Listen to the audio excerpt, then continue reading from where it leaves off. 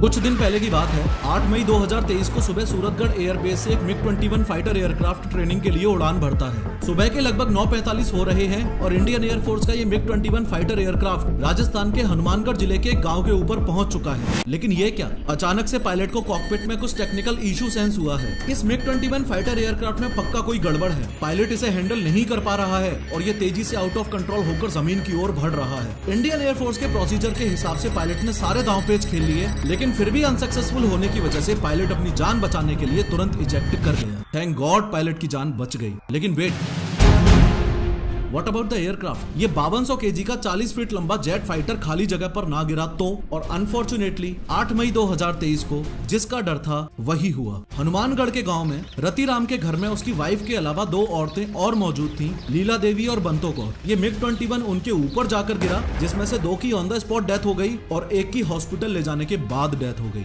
लेकिन प्रोफेसर, एक एयरक्राफ्ट अगर क्रैश हो भी गया तो इसमें इतनी बड़ी बात क्या है? भाई मशीन है, टेक्निकल ग्लिच कभी भी आ सकता है। आई एग्री, लेकिन इस बात पर भी ध्यान दो कि पिछले 60 सालों में 400 से ज्यादा मिग-21 क्रैश हो चुके हैं और इन एक्सीडेंटल क्रैशेस की वजह से करीबन 200 प्लस स्किल्ड पायलट्स और 63 प्लस सिविलियंस ऑलरेडी मारे जा चुके हैं। सिर्फ 2010 से 2023 के बीच 14 मिग-21 क्रैश हुए थे। जितने टोटल आज तक इंडिया को मिले या इंडिया ने बनाए हैं, यानी 874 टोटल मिग-21 में से आधे से ज्यादा तो ऑलरेडी क्रैश हो चुके हैं। इस मिग-21 फाइटर एयरक्राफ्ट को retired air force officers flying coffin यानी उड़ता ताबूत और विडो मेकर यानी विधवा बनाने वाला एयरक्राफ्ट बुलाते हैं। पर सवाल सिर्फ एक है, अगर मिग-21 एयरक्राफ्ट सच में इतना ही बेकार है और जिस कंट्री ने मिग-21 को बनाया और इंडिया को दिया वो खुद ही उसको अपनी एयरफोर्स से हटा चुकी है, तो इंडियन एयरफोर्स इसको आज भी क्यों यूज कर रही है? बस यही हम इस वीडियो में ध्यान से समझेंगे। राजस्थान के हनुमानगढ़ में बड़ा हादसा हो गया, जहां 8 मई की सुबह भारतीय वायुसेना का मिग-21 लड़ाकू विमान दुर्घटनाग्रस्त हो गया।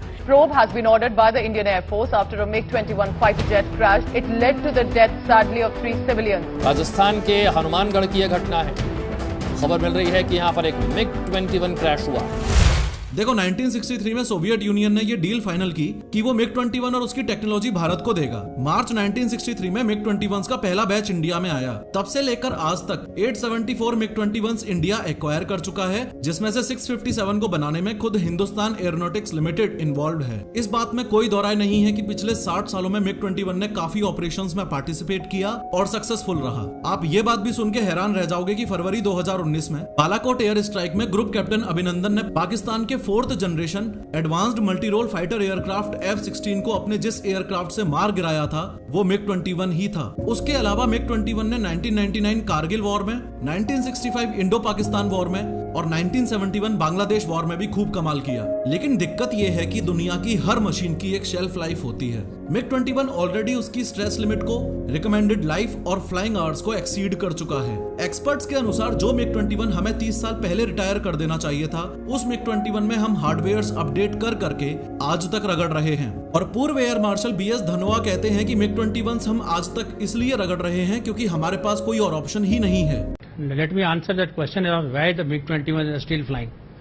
The MiG-21 are still flying because the replacement has not come. You know how long it has taken for the MMRCA deal.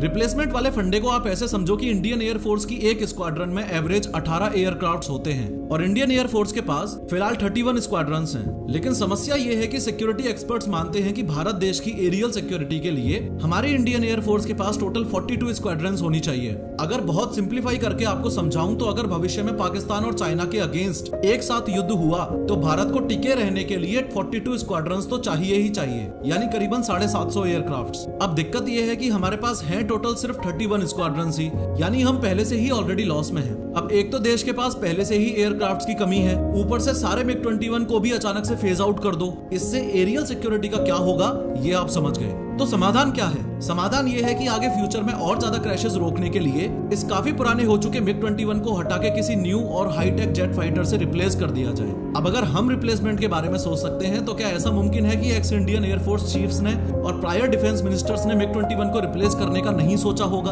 Obviously not. उन्होंने सोचा भी, एक्शन भी लिया, लेकिन ध्यान से समझो दिक्कत क्या आई। बात 1983 की है। मिग 21 को इंडियन एयरफोर्स में सर्विस करते हुए ऑलरेडी 20 साल हो चुके थे और कहीं ना कहीं इंडियन एयरफोर्स को एहसास हो गया था कि आने वाले 7-8 सालों में उनके primary first line of defence fighter यानी मिग 21 को बाय बाय बोलने का समय आने वाला है। लेकिन चिंता की बात यह थी कि अगर मिग 21 को हटाना है तो 40% कॉम्बैट स्ट्रेंथ को रिकवर करने के लिए कुछ नया तो लाना पड़ेगा ना। और इस मजबूरी के चलते जन्म हुआ लाइट कॉम्बैट एयरक्राफ्ट प्रोग्राम का। इस प्रोग्राम के तहत इंडियन एयरफोर्स का मेन टारगेट तो एक ही था, हम एक लाइट कॉम्बैट एयरक्राफ्ट यानी ऐसा जेट फाइटर बनाएंगे जो मिग 21 को रिप्लेस कर देगा और वो जेट फाइटर है ये तेजस। अब ये LCA प्रोग्राम की जिम्मेदारी हिंदुस्तान एरोनॉटिक्स लिमिटेड यानी HAL की थी और हमारा टारगेट ये था कि हम सब कुछ भारत में ही बनाएं। ऑब्वियसली सब कुछ प्लान के तहत ही चल रहा था, लेकिन इस LCA प्रोग्राम में HAL के पास बहुत सारे टारगेट्स होने की वजह से और इंडिया के लार्जेस्ट डिफेंस इक्विपमेंट्स इंपोर्टर होने की वजह से, जैसे इंजन्स एक्सेट्रा के लिए हम अभी भी बाहर के देशों पे ही निर्भर हैं। इन रीजंस की वजह से जो एक्सपेक्ट किया था वो नहीं हुआ। ये LCA तेजस फाइटर जेट को खुद से तैयार करके इंडियन एयरफोर्स में लाने वाला प्लान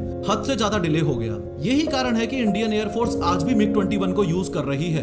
अगर LCA तेजस प्रोग्राम समय पर पूरा हो गया होता तो मिग 21 इंडियन एयरफोर्स में से कब के डीकमीशन हो चुके थे। खैर इस पूरे ड्यूरेशन में जो सबसे अच्छी बात थी वो ये कि मिग 21 समय समय पर अपग्रेड होता रहा। ये बात आपके दिमाग में अच्छे से क्लियर होनी चाहिए कि आज जो मिग 21 इंडियन एयरफोर्स यूज कर रही है ये अपग्रेडेड वर्जन है, वो वाला नहीं है जो हमने 1963 में सोवियत यूनियन से लिया था। इसके वेरिएंट्स को ऐसे समझो कि मिग 21 के one of the earliest variants में से था ये मिग 21 FL। ये ऑलरेडी 2013 में डीकमीशन हो चुका है। एक मिग 21 M भी था जो कि 2015 में रिटायर हो चुका है और बचे हुए जो 113 मिग 21 अभी भी इंडियन एयरफोर्स फिलहाल यूज कर रही है वो है मिग 21 बाइसन। इस बात को अच्छे से समझ लो कि सबसे पुराने वाले मिग 21 में और फिलहाल यूज हो रहे मिग 21 बाइसन में जमीन आसमान का फर्क है। कैपेबिलिटीज और परफॉर्मेंस को इंप्रूव करने के लिए मिग 21 बाइसन में ऑलरेडी बहुत शानदार अपडेट्स हो चुके हैं। जैसे मिग 21 बाइसन में upgraded avionics and electronic warfare suite है, टेक्निकल डेटा लिंक फैसिलिटी है, हेलमेट माउंटेड साइट है,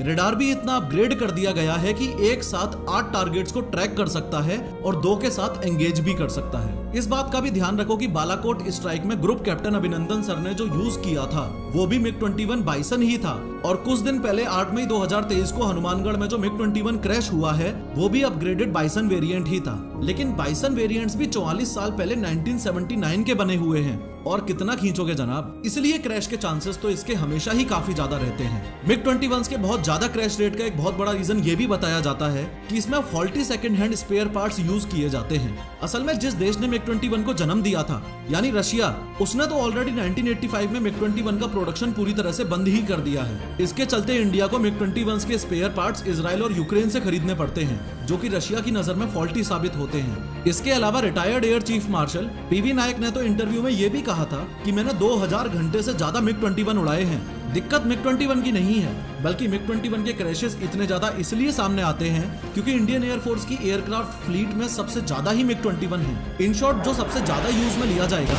उसके क्रैश होने के चांसेस भी तो सबसे ज्यादा होंगे। Anyways the best part is Indian air force ने डिसाइड कर लिया है कि 2025 तक सारे मिग 21 भी फाइनली डीकमीशन कर दिए जाएंगे और फर्दर फाइटर जेट्स के क्रैशेस की न्यूज एक्सपेक्टेडली कम हो जाएगी। इस वीडियो पर क्लिक करके 3D एनिमेशन के थ्रू समझो कि लॉरेंस बिश्नोई सलमान खान को मारने के लिए इतना कमिटेड क्यों है।